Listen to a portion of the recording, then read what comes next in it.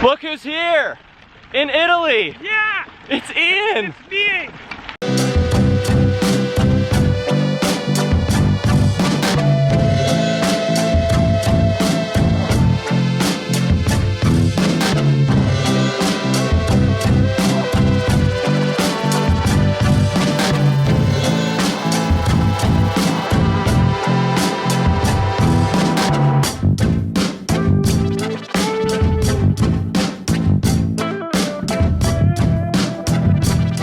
How does it feel to be in Europe?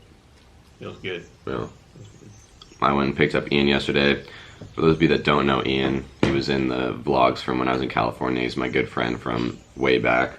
And he is joining me on the vegan Alpletic trip. And so he came a little bit early.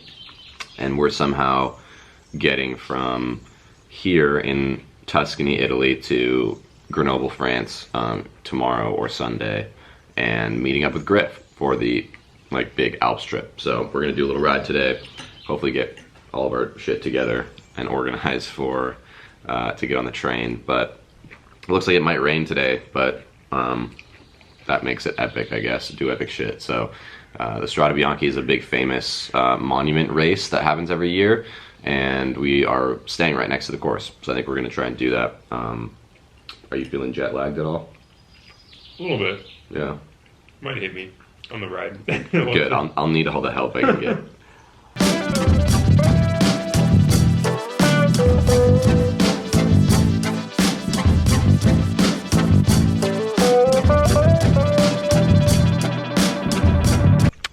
And good morning, and check this out.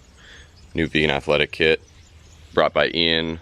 Dan Bovalino from Vegan Athletic sent it to us. Oh, well, he sent it to Ian's, and then Ian brought it because we didn't know if it was gonna get to my house in time before I left. But Ian's finally rocking the VA kit. I'm rocking the VA kit. Griff's gonna be rocking the VA kit. Yeah, we're gonna be rocking the VA kit.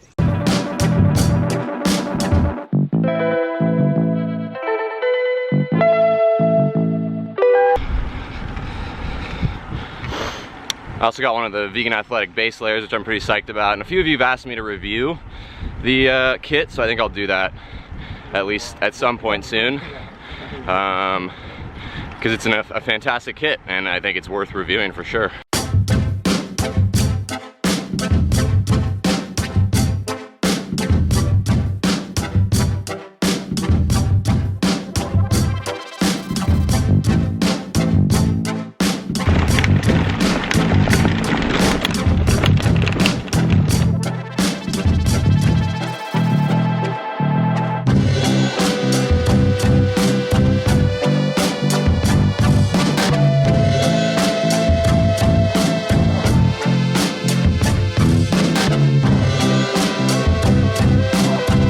So Strade Bianche means white road in Italian, and Strade Bianche is the name of an actual race. It's a monument, one of the early season monuments in the World Tour, which is the professional cycling circuit in Europe. And it's a big deal, it's a big race. I mean, legends have won it, you know, Peter Sagan, Fabian Cancellara, those kind of guys. And we're on the course right now, and it's these white gravel roads. Not all of it is on gravel, but a lot of it is, and gorgeous out here, just super fun.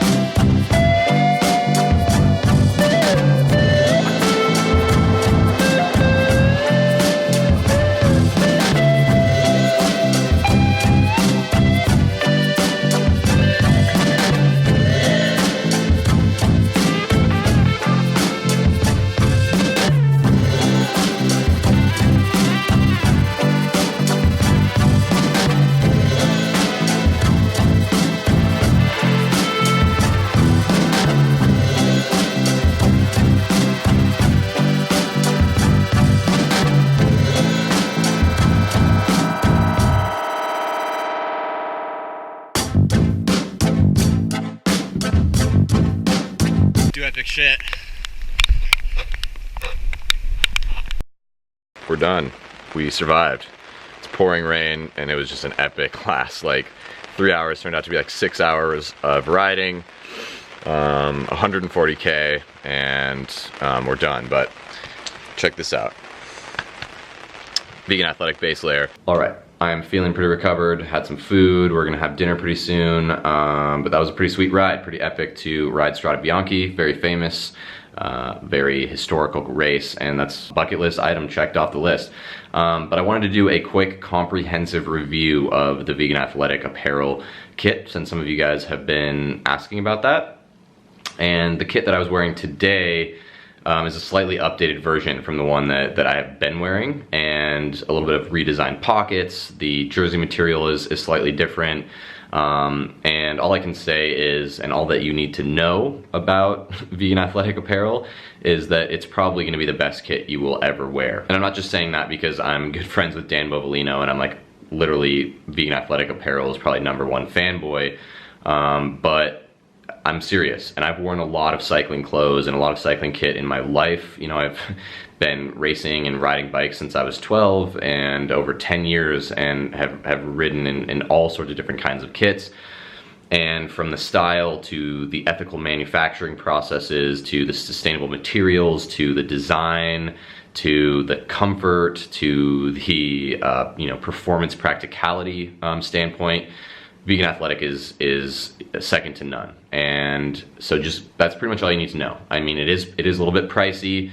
It's a little bit hard to get, but it's so worth it. And it is some of the best, you know, piece of cycling gear that is on the planet right now. And I'm so excited to see Dan and the Vegan Athletic brand just blow up, because they are incredible. And it's such a great product, and that's the only cycling clothing I ever want to wear, and you also get to represent the Vegan Athletic lifestyle. So I highly recommend checking it out if you're on the fence. It's so worth it, and I love it.